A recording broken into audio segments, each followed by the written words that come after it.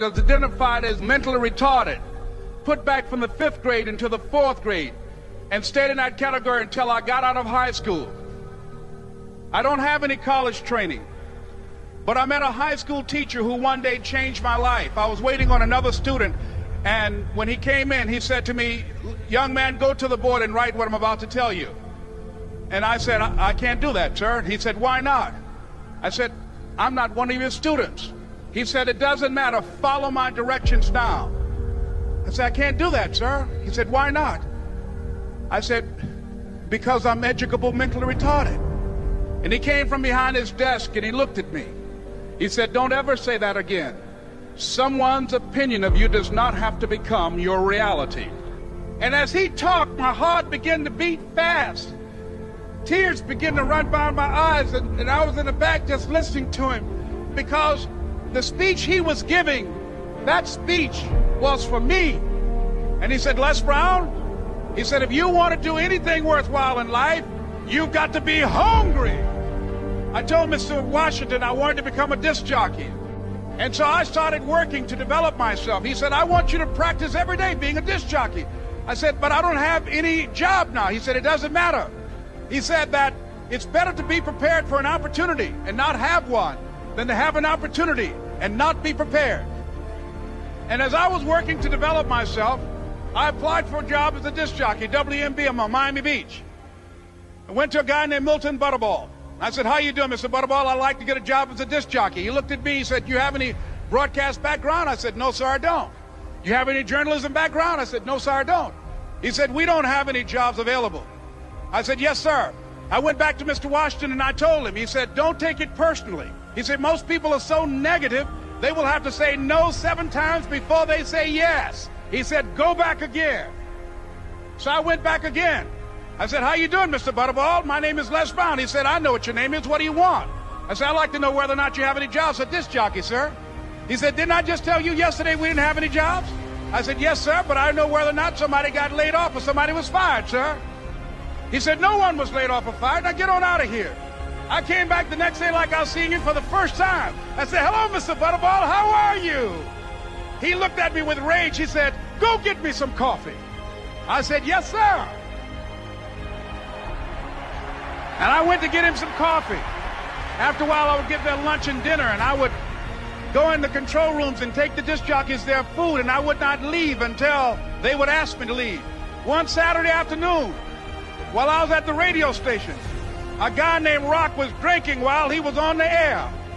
I was the only one there, looking at him through the control room windows, walking back and forth, young, ready, and hungry. Pretty soon the phone rang, and it was the general manager. And I answered the phone. I said, "Hello?" He said, "Les, this is Mr. Klein." I said, "I know." He said, "Rock can't finish his program." I said, "I know." He said, "Would you call one of the other DJs in?" I said, "Yes, sir." I hung the phone up. I said, "Now he must think I'm crazy."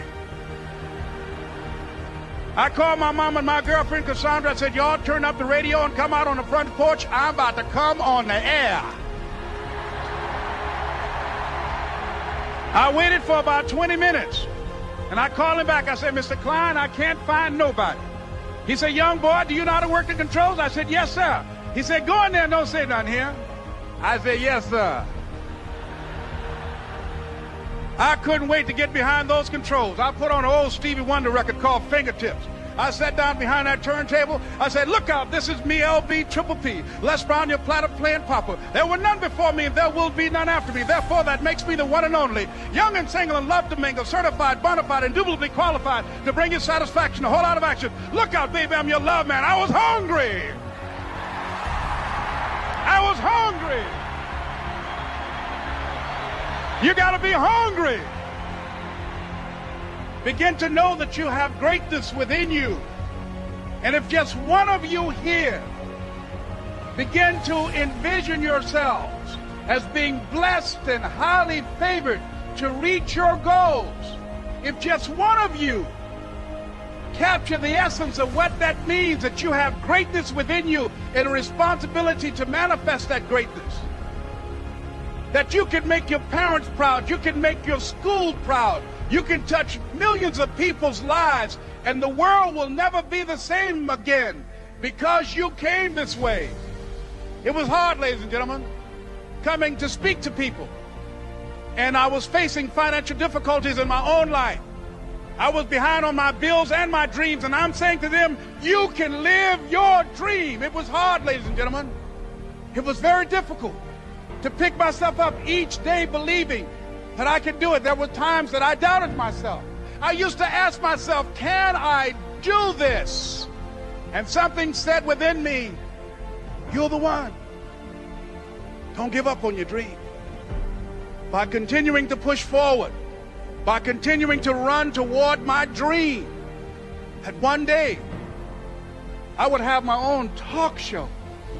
It's a long shot, ladies and gentlemen, from Liberty City, an abandoned building on a floor, never knowing my mother or father. It's a long shot. Being here with you today in this dome in Atlanta, it's a long shot. No college training, labeled educable, mentally retarded, but I kept running toward my dream. Don't stop. Don't stop running